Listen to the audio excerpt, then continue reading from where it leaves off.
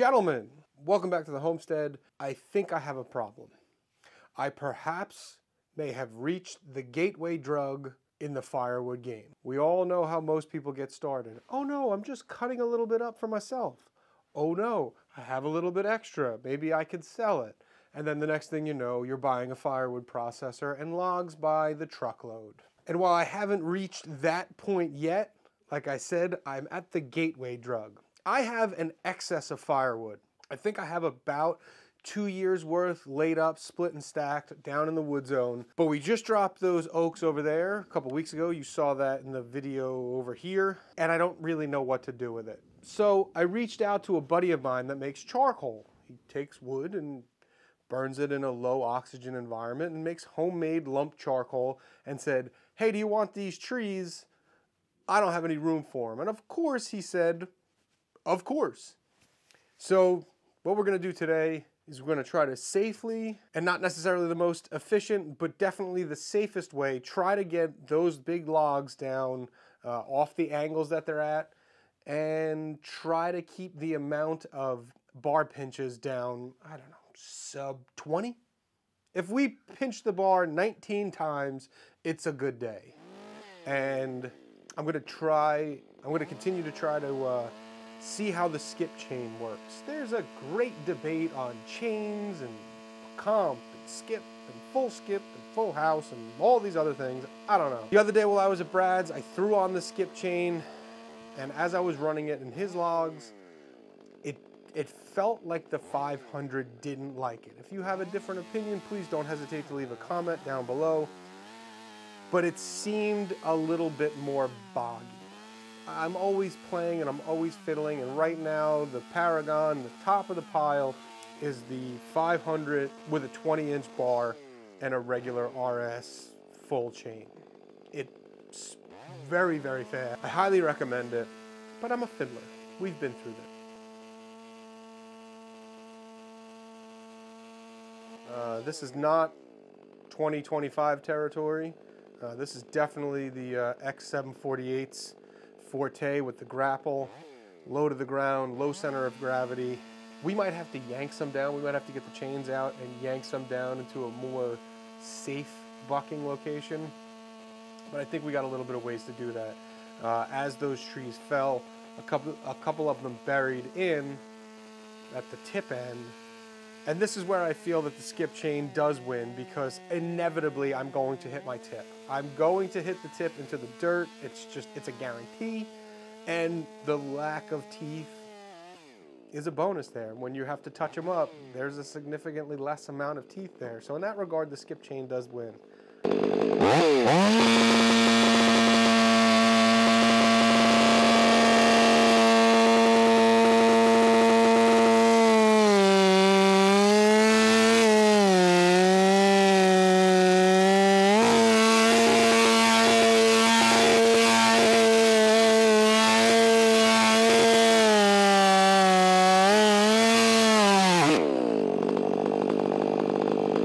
Brief word about what I was doing. Keen-eyed amongst you saw me pulling the saw back and forth. Now that is the universal mark of a novice. Up until the point where you watch a West Coast saw video and Gordy's showing his novice, his new guy, that when you have pieces in compression and tension, that if you move the saw back and forth as you're bucking it, it creates a wider kerf and you don't pinch the bar. On the first iteration, it actually worked. It worked pretty well. On the second one, it actually kicked back at me and caught me in the watch, and the chain brake worked and did what it was supposed to do. It was kind of in the deceleration as I was pulling out. It wasn't under full power. That's not to say that it wasn't dangerous, but the systems that are there worked. So that's going to take a little bit of practice, just like everything else, taking a little bit of practice. I think at this point it's time to get the billy goat in there. Start yanking some stuff out, making it easier to cut, and moving it out of there. I'm gonna keep you guys back here. I know it's not the best angle, but stuff is coming down at good speed. I really thought I was gonna cream you with that first one. So you guys are gonna stay here. Enjoy.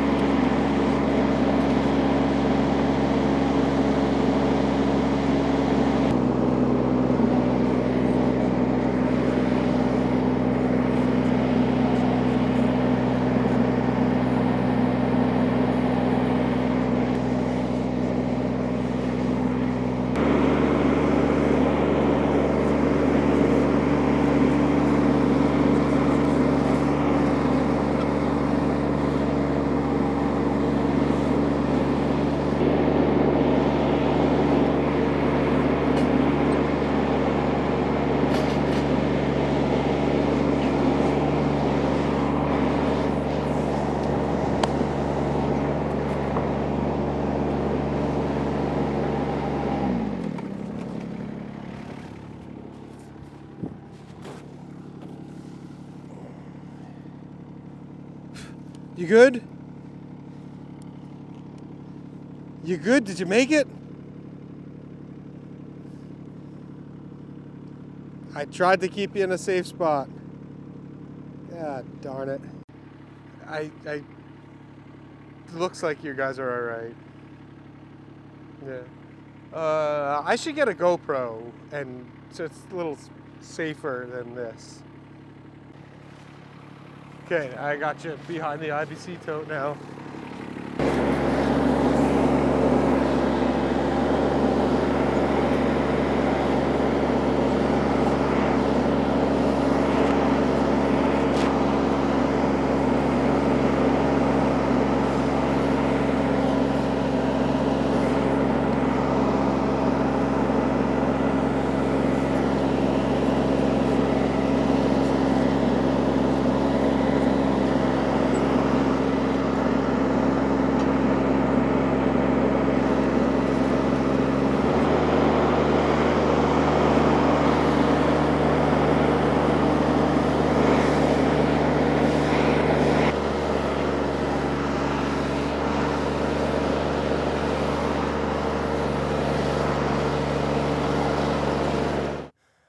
So this is the hardest one, the one on the most severe angle. The billy goat can't get in there, so I think we're just gonna have to cut it and try to use gravity to our advantage. Chop it up.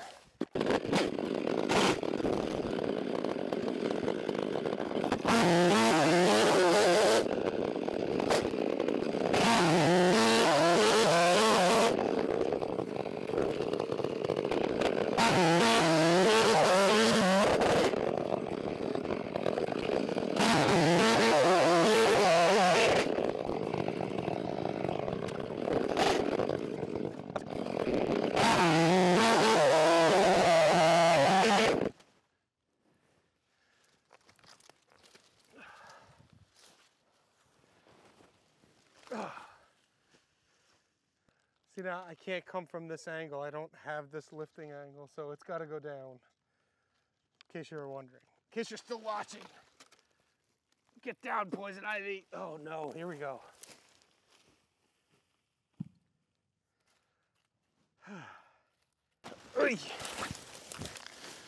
No, no, no, no, no, no.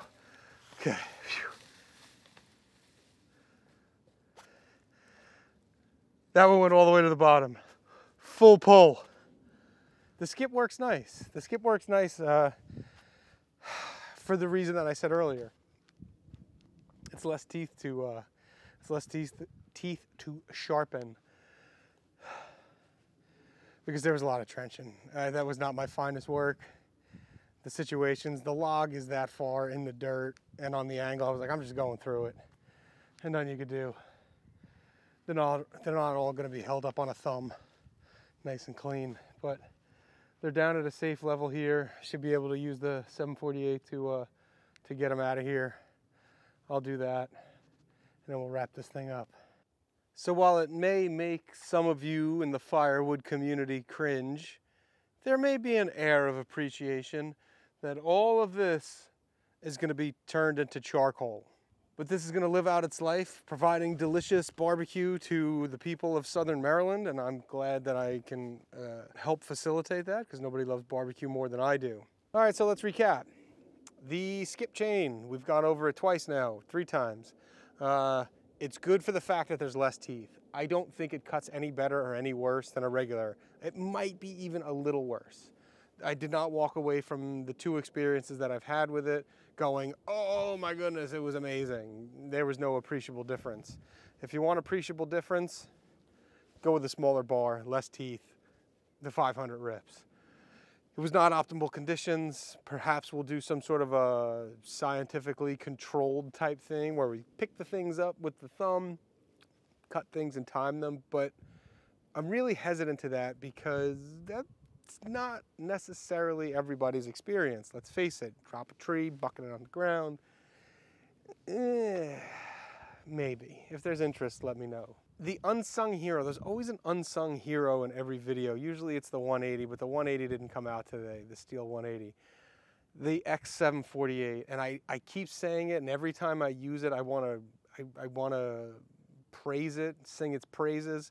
Neil from Messick said, oh, you know, the need for a garden tractor is diminishing. Sales are down. The 1 Series or the BX Series in Kubota is taking over. And while that may be true on a graph somewhere, try to do what we just did with the 1 Series.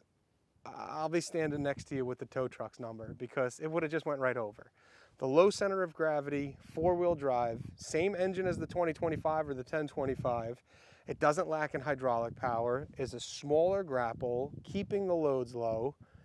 And while I felt tippy, even with loaded rear wheels, I wasn't going over.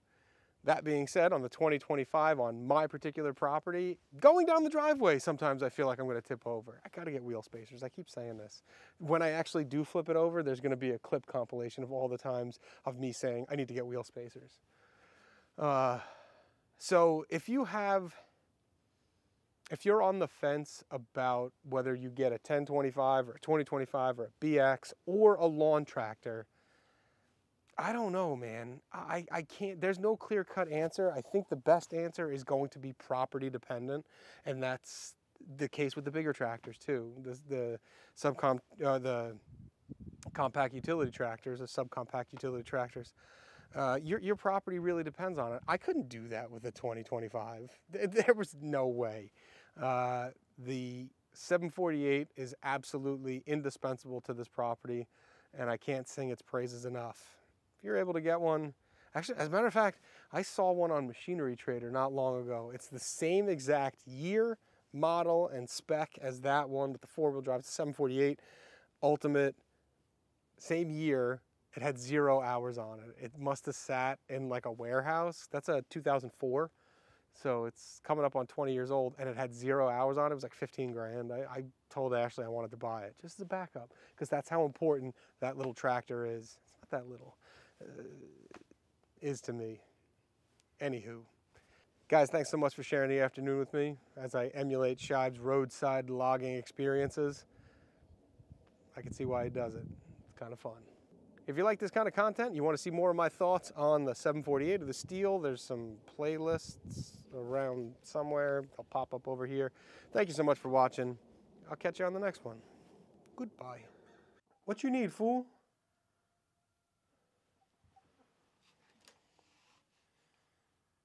What you need?